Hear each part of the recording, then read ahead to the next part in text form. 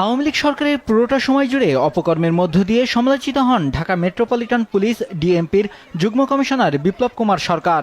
সরকার পতনের পর তিনি নিরাপদ স্থানে পালিয়ে গেছেন বলে গুঞ্জন ছড়িয়েছে, তবে সে বিষয়েও নিশ্চিত করতে পারেনি কেউ। ৫ আগস্ট দুপুরে এসব গুঞ্জন ছড়িয়ে পড়ে। কোনো ছাত্রের গায়ে একটি ফুলের টোকা। বিএনপির তৎকালীন সংসদ সদস্য জয়নুল আবেদিন ফারুককে লাথি মেরে ব্যাপক সমালোচনার মুখে পড়েন তিনি। এরপর থেকে পুলিশের বিভিন্ন দায়িত্ব পেয়ে থাকেন সে সময় মোহাম্মদপুর জোনের এসি বিপ্লব কুমার। তিনি পুলিশের বড় পদ পাওয়ার পর একের পর এক অপকর্মের মধ্য দিয়ে জনগণের বিরাজভাজন হন। নিরাপদ মানুষকে জিম্মি করে অর্থ আদায়ের অভিযোগ রয়েছে তার বিরুদ্ধে। আমি এখানে এখন যেতে পারবো কি পারবো না।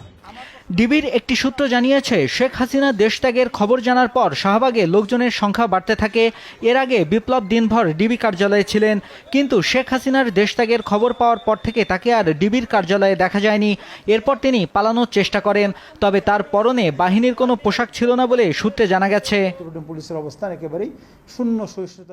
৩১ জুলাই ঢাকা মহানগর পুলিশের যুগ্ম পুলিশ কমিশনার বিপ্লব কুমার সরকারকে বদলি করে ডিবির দক্ষিণের দায়িত্ব দেওয়া হয়। বিপ্লব কুমার সরকার ২০১৩ সালের ৭ এপ্রিল থেকে দীর্ঘ সময় ডিএমপির তেজগাঁও বিভাগের উপপুলিশ কমিশনার হিসেবে দায়িত্ব পালন করেন। এরপর ২০১৯ সালের ১৩ জুন রংপুরের পুলিশ সুপার পদে বদলি করা হয়। ২০২২ সালের ১৮ অক্টোবর বিপ্লব কুমারকে রংপুর থেকে ডিএমপির ডিসি পদে আবার ফিরিয়ে আনা হয়। আমাদের পুলিশ সদস্যদের লক্ষ্য করে যে বিপ্লব কুমারের বিরুদ্ধে চাকরি জীবনের শুরু থেকেই শৃঙ্খলা ভঙ্গের অভিযোগ রয়েছে। ২১তম বিসিএস ক্যাডারে চাকরি নেওয়া বিপ্লব সরকার ছিলেন ছাত্রলীগের জগন্নাথ হল শাখার সেক্রেটারি। পুলিশ বিভাগে চাকরি পাওয়ার পর ২০০৩ সালের অক্টোবরে সারদায় ট্রেনিং করেই ডিবি ভিসা নিয়ে যুক্তরাষ্ট্রে চলে যান।